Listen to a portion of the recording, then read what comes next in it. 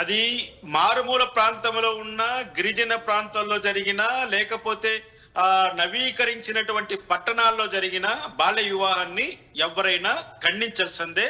దాన్ని ఎవరు కూడా యాక్సెప్ట్ చేయకూడదు. ఒకటి ఏంటంటే, ఆరోగ్యకరమైన సమాజాన్ని మనం చూడాలంటే, ఆరోగ్యకరమైన యువత ఉండాలి అంటే, ఆరోగ్యకరమైన యువత దేశానికి ఎన్నుముకగా ఉండాలి అనుకున్నప్పుడు ప్రభుత్వాలు కూడా సరైనటువంటి ప్రణాళికలతో ముందుకు వెళ్ళాలి. అవును. ఈ రోజు ఇటువంటి నివేదిక కూటమి ప్రభుత్వం బయట పెట్టింది, కానీ ఏ రోజు కూడా జగన్మోహన్ రెడ్డి ఇటువంటి నివేదికను బయటకు తీసుకురాలేదు. ఎక్కడా కూడా పబ్లిష్ చేయలేదు, పబ్లిక్ డొమైన్ లో పెట్టలేదు. ఇప్పుడు నేను అంటున్నది ఏంటంటే, గత 5 సంవత్సరాలలో రాష్ట్రంలో జరిగినటువంటి విధ్వంసం అయితేనేమి, రాష్ట్రంలో చూసినటువంటి అరాచకత్వం అయితేనేమి, రాష్ట్రంలో ఫెయిల్ అయిపోయిన లా అండ్ ఆర్డర్ సిచ్యువేషన్ అయితేనేమి, ఇటువంటి బాల్య వివాహాలకు ప్రోత్సహించింది అని నేను ఖరాఖండిగా చెప్తున్నా. ఒక చిత్తూరు జిల్లా వాసిగా, ఒక మారుమూల ప్రాంతంలో నివసిస్తున్న వాసిగా, ప్రతి గ్రామాన్ని సందర్శిస్తున్న వాసిగా నేను ప్రజలతో తిరుగుతున్నాను కాబట్టి, ప్రజల మనోభావాలు నాకు తెలుసు కాబట్టి, ఎందుకు వాళ్ళు తమ పిల్లలకు తొందరగా వివాహాలు చేయాలని అనుకుంటున్నారో నాకు తెలుసు కాబట్టి చెప్తున్నాను. వాళ్ళు కోరుకున్నట్లుగా నీకు పాఠశాలల్లో, కళాశాలల్లో బాలికలకు సెక్యూరిటీ లేదు. ఎవరు ఒప్పుకున్నా ఒప్పుకోకపోయినా బాలికల మిస్సింగ్ కేసులు చాలా ఉన్నాయి. రిపోర్ట్ కావట్లేదు, రిపోర్ట్ అయినవి కన్క్లూడ్ చేయట్లేదు. రెండోది ఆకతాయిలు ఆగడాలను ఎవరు కూడా అరికట్టలేకపోతున్నారు.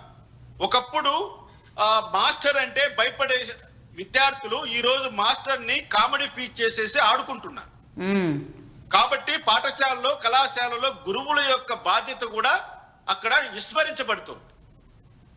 ఇటువంటి కారణాలతో వాళ్ళు పాఠశాల నుంచి ఇంటికి వచ్చే మార్గంలో వాళ్ళు పడుతున్న ఆవేదనలు అందరూ కూడా చూశారు. ఇంకా మూడోది, ఆడపిల్లలకు సంబంధించిన బయలాజికల్ ప్రాబ్లమ్స్ విషయంలో కూడా తల్లిదండ్రులకు కొంచెం భయాందోళనలు ఉన్నాయి. ఇటువంటి వాటన్నిటినీ కాపాడుకోవాలన్నా తమ కుటుంబ గౌరవం, ముఖ్యంగా వాళ్ళు భావించేటువంటి మా కుటుంబ గౌరవాన్ని పాడు చేస్తారేమో అన్నటువంటి భయము కూడా బాల్య వివాహాలు చేయడానికి ఈరోజు పురిగొల్పుతోంది. కాబట్టి ఇవన్నీ కూడా సమాజంలో ఇటువంటి వాటి పట్ల ఒక మంచి సెన్సిటైజేషన్ ప్రోగ్రామ్స్ నిర్వహించాలి. ప్రభుత్వం సరైనటువంటి ప్రణాళికతో, సరైనటువంటి ఒక ప్లానింగ్ తో రావాలి ముందుకి. తల్లిదండ్రులకు ఎలా వాళ్ళను గైడ్ చేయాలి, పిల్లల్ని ఏ విధంగా గైడ్ చేయాలి, పాఠశాలల్లో అదేవిధంగా కళాశాలల్లో భద్రతా ప్రమాణాలు ఏ విధంగా మెరుగుపరచాలి, విద్యార్థులను ఈ గంజాయికి దూరంగా ఎలా ఉంచాలి, వీటన్నిటిపైన ఒక సమగ్రమైనటువంటి ఒక ప్రణాళికను రూపొందించి దానిని చిత్తశుద్ధితో అమలుపరచవలసిన బాధ్యత ప్రభుత్వం పైన ఉంది. ప్రభుత్వం ఇటువంటి కార్యక్రమాన్ని నిర్వహించినప్పుడే విలేజ్ లో ఉన్నటువంటి తల్లిదండ్రుల, ఆడపిల్లల తల్లిదండ్రులకు ధైర్యం ఉంటుంది, మగపిల్లల తల్లిదండ్రులకు ఒక నిర్భయం అనేది కలుగుతుంది. ఇక్కడ ఏంటంటే, ఎవరైతే తమ పిల్లల భవిష్యత్తు కోసం ప్రణాళిక రచిస్తారో, ఎవరైతే తమ పిల్లలను అన్ని రకాలుగా కాపాడుకోగలిగినటువంటి ఆర్థిక వనరులు, అధికారం ఉన్న వాళ్ళు మాత్రమే కొంచెం 25-30 సంవత్సరాల వరకు తమ పిల్లలకు పెళ్లి కాకుండా అలా వాళ్ళు కెరీర్ లో పెడుతున్నారు. నీకు పావర్టీ లైన్ కింద ఉన్న వాళ్ళు, పేదవాళ్ళు, అధిక పేదవాళ్ళు తమ పిల్లల యొక్క కెరీర్ గురించి వాళ్ళు ఏం ఆలోచిస్తున్నారు? వాళ్ళకు ఏదో విధంగా ఆడపిల్ల అయితే వివాహం చేసేయడం, మగపిల్లాడైతే ఏదో ఒక చోట ఒక పనిలో కుదర్చడం, ఇంతే వాళ్ళు ఆలోచించేది. ఇంకా అంతకు మించి పై స్థాయిలో కెరీర్ అన్నది వాళ్ళు ఊహించుకోలేకపోతున్నారు ఈ రోజు సమాజంలో ఉన్నటువంటి పరిస్థితుల దృష్ట్యా. మరి వీటన్నిటిని సరిచేయవలసిన బాధ్యత ప్రభుత్వం పైన ఉంటుందా లేదంటారా?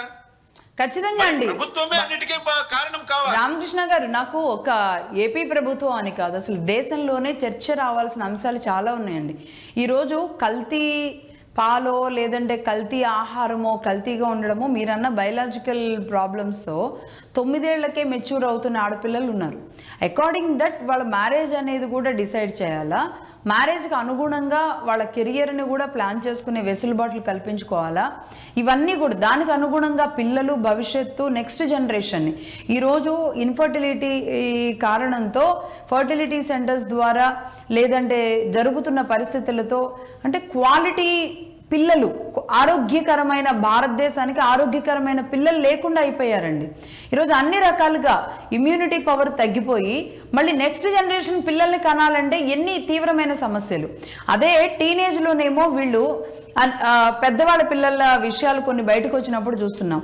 అంటే వాళ్ళ హార్మోన్స్ వాళ్ళని ట్రిగ్గర్ చేసినప్పుడు వాళ్ళు స్కూల్ ఏజ్లో కాలేజ్ ఏజ్లోనే వాళ్ళ అఫైర్స్ పెట్టుకోవడం, ఆ సమయంలో ప్రెగ్నెన్సీలు వచ్చిన వాళ్ళు గుట్టు చప్పుడు కాకుండా అబార్షన్స్ చేయిస్తూ ఉండడం, ఇలాంటివి కూడా చాలా ఘోరంగా